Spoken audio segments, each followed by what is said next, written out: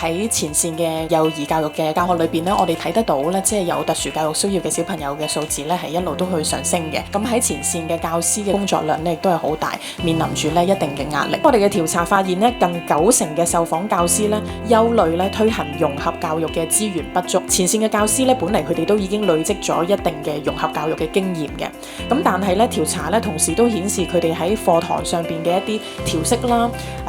教學嘅一啲嘅安排啦、行為嘅支援同埋融合活動設計方面咧，佢哋仍然需要多一啲嘅協助。但係喺推行呢個校本支援模式嘅同時咧，我哋認為相關嘅部門咧、相關嘅政府部門應該同步檢視人手嘅配置同埋校內嘅一個支援嘅安排，避免新增嘅工作咧就集中由前線嘅教職員咧去承擔，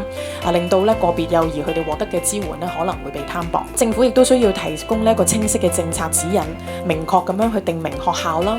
服務嘅機構啦，同埋跨專業團隊佢哋嘅責任同埋協作嘅安排。老師需要支援咧，去額外嘅做培訓咧係有好需要嘅。咁同步亦都咧可以持續咁樣更新咧佢哋嗰個實務嘅支援，當中包括呢一啲嘅行為嘅管理啦、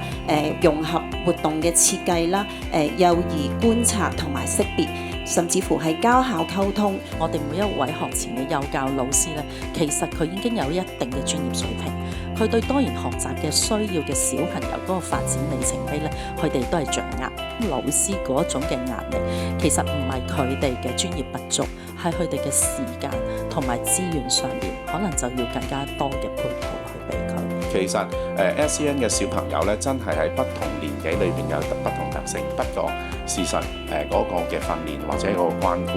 係有黃金期嘅，幼稚園係一個黃金期。無論去做評估，去做一啲初步嘅訓練好，都係會有好大嘅改善，改變咗個小朋友將來要走嘅路。